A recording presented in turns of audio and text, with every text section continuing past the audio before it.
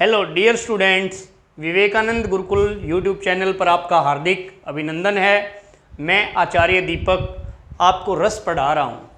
तो रस पढ़ते समय रस का आनंद आना चाहिए, तभी रस का मज़ा आता है रस पढ़ते समय। ठीक है, जैसा रस वैसी आकृति, ठीक है, वैसे ही विकार पैदा हो जाने चाहिए जैसे रस का हम विस्तार से वर्णन कर रहे हैं। ठीक है, तो आज हम पढ़ने वाले हैं करुण रस। कौन सा रस? करुण रस। अब करुण क्या होता है? करुण रस होता है जिसमें स्थिति दुखमय होती है। क्या होती है? दुखमय स्थिति होती है, वहाँ करुण रस होता है। और करुण रस की परिभाषा समझिए आप। करुणा कहाँ आती है? जहाँ मतलब एक ऐसी बात हो जाती है, अपना कोई सगा संबंधी, अपना कोई यारा प्यारा जब अपने सामने चला जाता है तो क्षोभ की स्थिति पैदा हो जाती है। और उसमें क्या है?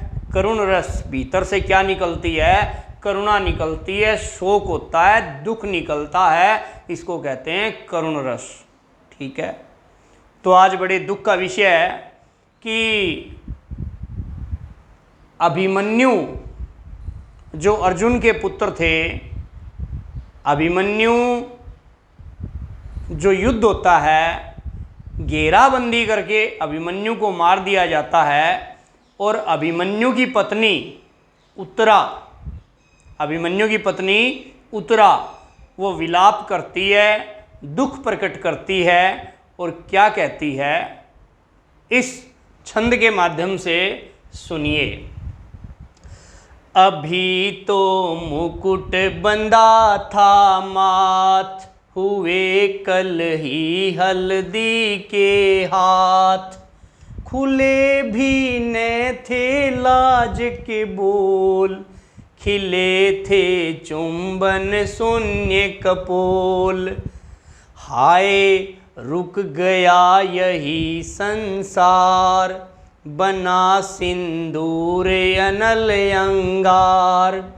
वात हत लतिका यह सुकुमार, पड़ी है छिन्नाधार, पड़ी है छिन्नाधार। हाँ, तो प्यारे विद्यार्थियों, जो उत्तरा है अभिमन्यु की पत्नी, वो शोक प्रकट करती है और क्या कहती है? अभी तो मुकुट बंधा था माथ, यानी अभी अभी तो अभिमन्यु की शादी हुई थी, माथे पे मुकुट बंधा था, सेहरा बंधा था। हुए कल ही हल्दी के हाथ। क्या होता है? शादी में हाथ पीले करते हैं, तो क्या है? अभी तो हमारी शादी हुई थी और अभिमन्यु के क्या हुए थे? अभिमन्यु के और मेरे हाथ पीले हुए थे। खुले भी न थे लाज के बोल। उत्तरा कहती है कि अभी तो जो लाज लज्जा जो शर्म होती है, एक दूसरे का हमारा जो संकोच है वो भी दूर नहीं हुआ था। खिले थे चुंबन शून्य कपोल। अभी तो चुंबन के लिए जो कपोल हैं, जो गाल हैं, वो खुले खिले हुए थे। हाय मतलब हाय किसका सूचक है? हाय मतलब जब कोई ट्रेजेडी हो जाती है, दुर्घटना हो जाती है, तो उसका सूचक है हाय। रुक गया यही संसार, कि मेरा संसार तो यहीं रुक गया, मैं तो लुट गई, पिट गई। बना सिंदूर अनल अंगार, और मेरा जो सिंदूर है वो तो क्या बन गया? अग्नि बन गया। अग्नि का अंगार बन गया। वात हत लतिका यह सुकुमार। वात हत, जैसे तेज आंधी के द्वारा जिस प्रकार लता को खदेड़ दिया जाता है, बेल को खदेड़ दिया जाता है, वैसे लतिका बेल की तरह यह सुकुमार खदेड़ दिया गया। पड़ी है छिन्नाधार, और मैं क्या है? विलाप कर रही हूँ। किसके लिए? मेरे अभिमन्यु के लिए मैं विलाप कर रही हूँ कि मेरे अभिमन्यु और क्या होता है, इसमें शोक, बड़ा दुख प्रकट हो रहा है। ठीक है, तो मैंने आपको बताया था जब श्रृंगार रस किया था हमने, तो मैंने 2-3 बातें आपको बताई थी श्रृंगार रस करने से पहले कि विभाव, अनुभाव, व्यभिचारी संयोगात रस निष्पत्ति। विभाव, अनुभाव और व्यभिचारी यानी विभाव, अनुभाव और व्यभिचारी, इनका जब संयोग होता है तो स्थायी भाव को लेकर के रस प्रकट होता है। ठीक है, तो इसमें विभाव जो होता है, विभाव में 2-3 स्टेप रहते हैं। एक आलंबन, आलंबन मतलब है जिसके कारण स्थायी भाव जगे, जिसके कारण स्थायी भाव जगे। तो आलंबन, आलंबन क्या है, किसके कारण ये दुख प्रकट हो रहा है, ये अभिमन्यु के कारण। तो आलंबन यहां क्या हो जाएगा बेटे, अभिमन्यु। आलंबन क्या हो जाएगा, अभिमन्यु। ठीक है, अब आश्रय, आश्रय कौन है, कौन है उस पे आश्रित, मतलब किसको दुख हो रहा है, आश्रय है बेटे उत्तरा, जो अभिमन्यु की पत्नी है। उद्दीपन, उद्दीपन मतलब बढ़ना, किसके कारण रस में बढ़ोतरी हो रही है, अरे भाई अभिमन्यु की मृत्यु हो गई।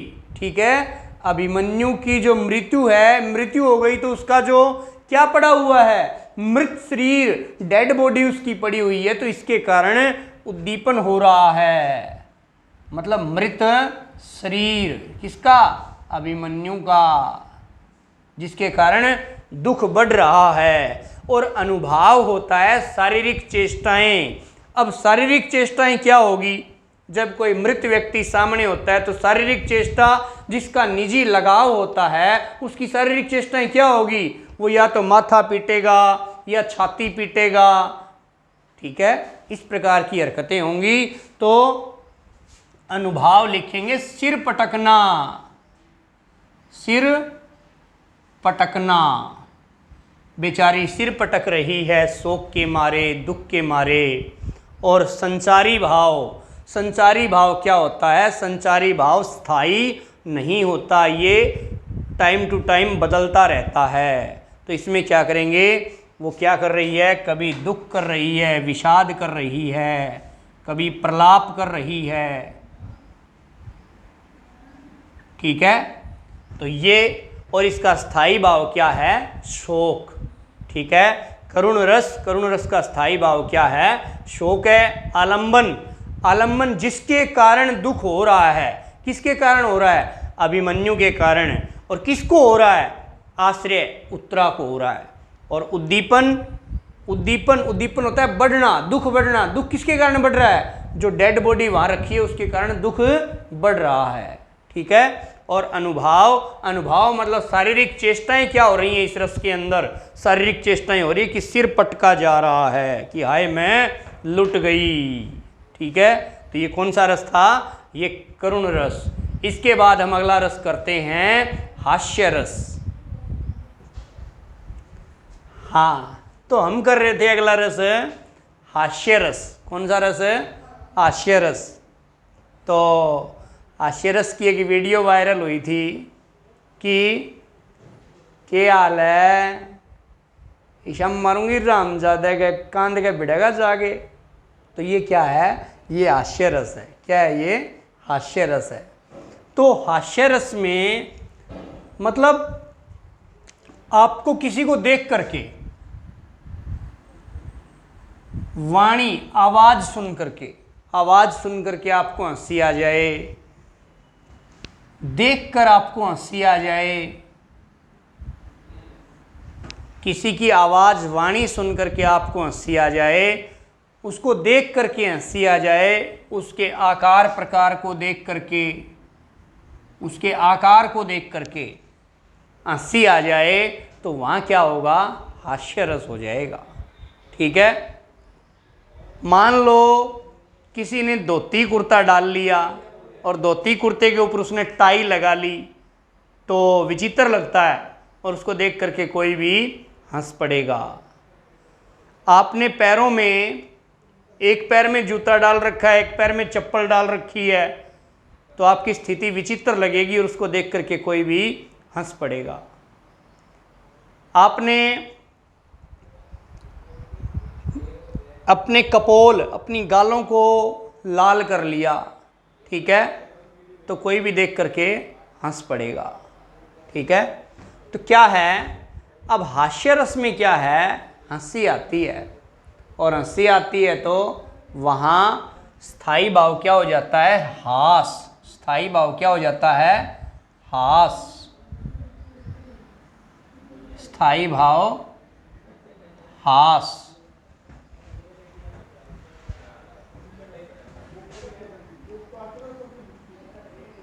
स्थाई भाव क्या हो जाता है, हास। अब किसी ने कहा, किसी को देख करके, हाथी जैसी देह है, गैंडे जैसी खाल, तरबूज सी खोपड़ी, खरबूजे से गाल, ठीक है। तो सामान्य प्राणी, सामान्य जो मनुष्य ऐसा नहीं होता, लेकिन उसकी जो स्थिति बताइए भी, हाथी जैसी देह है। अब मोटू आता है, उसमें तारक मेहता का उल्टा चश्मा एक सीरियल आता है, तो उसमें एक डॉक्टर हाथी होता है। तो हाथी जैसी देह है, गेंडे जैसी खाल, गेंडे की करड़ी खाल होती है, ठीक है, टाइट उसकी चमड़ी होती है। तरबूज सी खोपड़ी, और खोपड़ी किस जैसी है, तरबूज के फल जैसी है।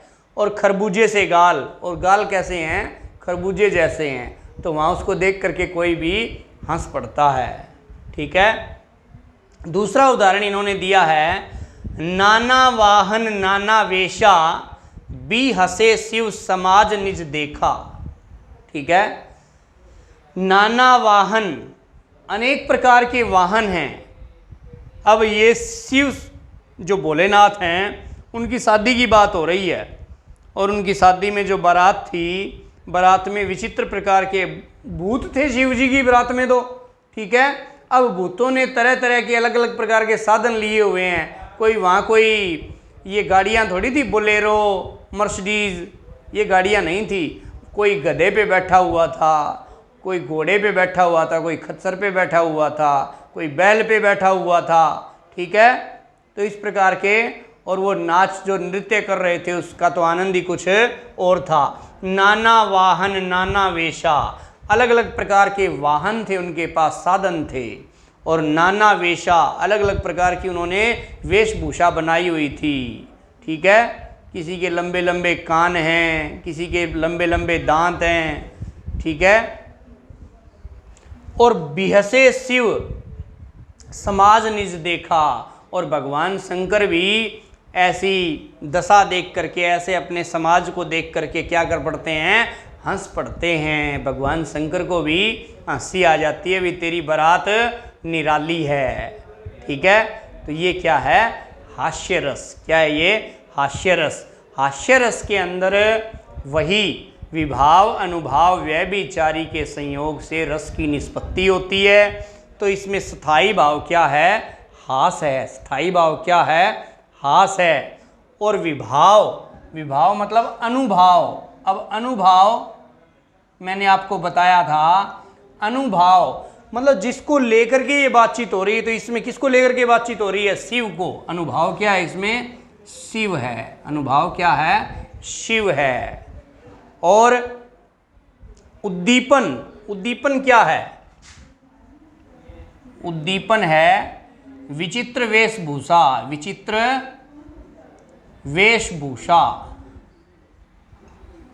विचित्र वेशभूषा है वो क्या है, उद्दीपन, जो बढ़ावा दे रही है बात को, ठीक है। और संचारी भाव क्या है, संचारी भाव है हर्ष, रोमांच। तो इस प्रकार से हमने ये क्या किया, हास्य रस किया, ठीक है प्यारे विद्यार्थियों। तो आज आपके दो रस हो चुके हैं, एक तो हास्य रस और एक करुण रस। तो इनको ध्यान से पढ़ना और अच्छे से याद भी कर लेना, पेपर में काम आएंगे। आज के लिए इतना ही। जय हिंद, जय भारत।